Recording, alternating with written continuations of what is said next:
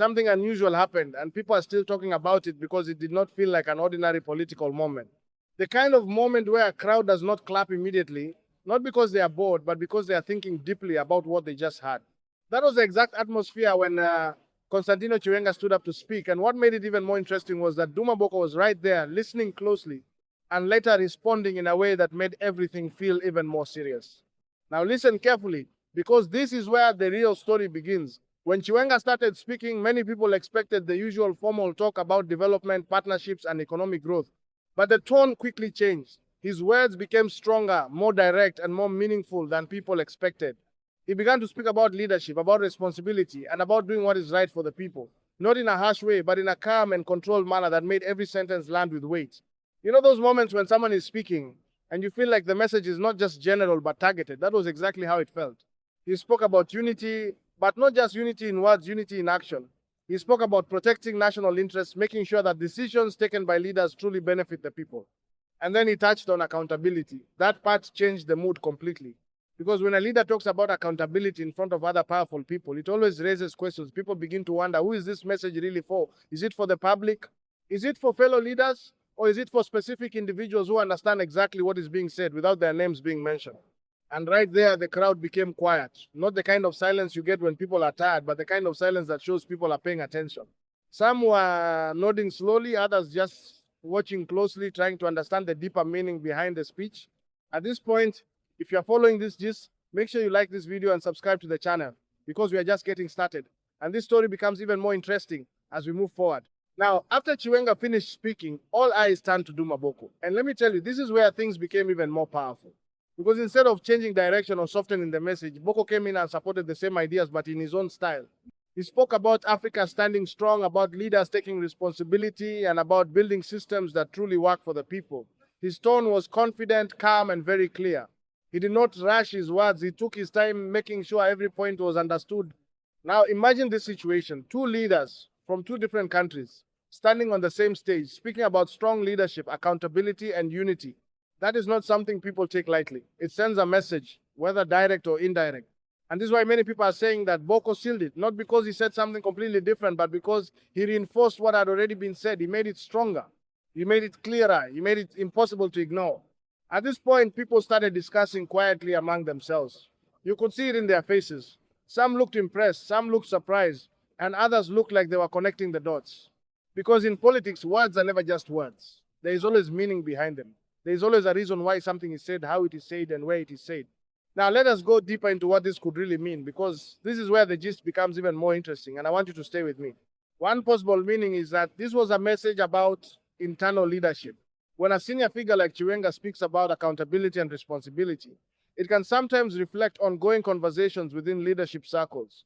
It may not be direct, but it is rarely accidental. Another angle people are talking about is regional cooperation. The presence of Duma Boko is very important here.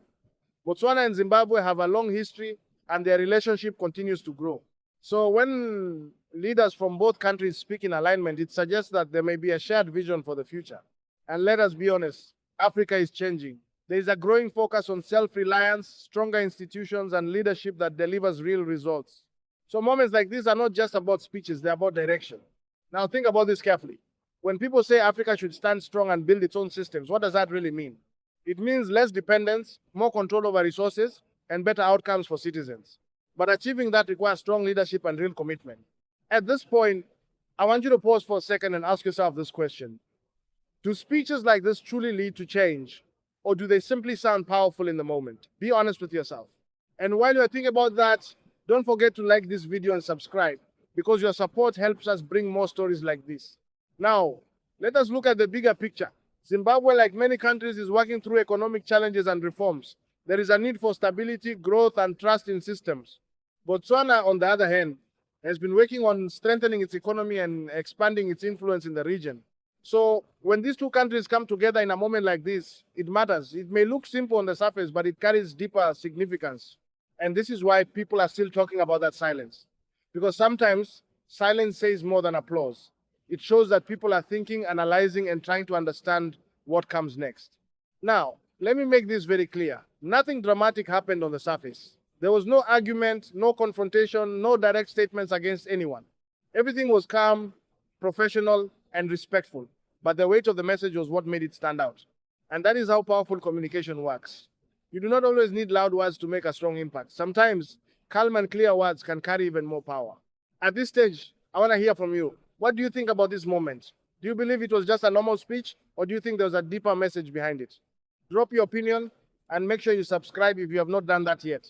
Because as we continue, we are going to connect even more dots and look at what this could mean moving forward. Now, one thing you should not ignore is timing. Timing is very important in situations like this. Leaders do not just say things at random moments. There is always context.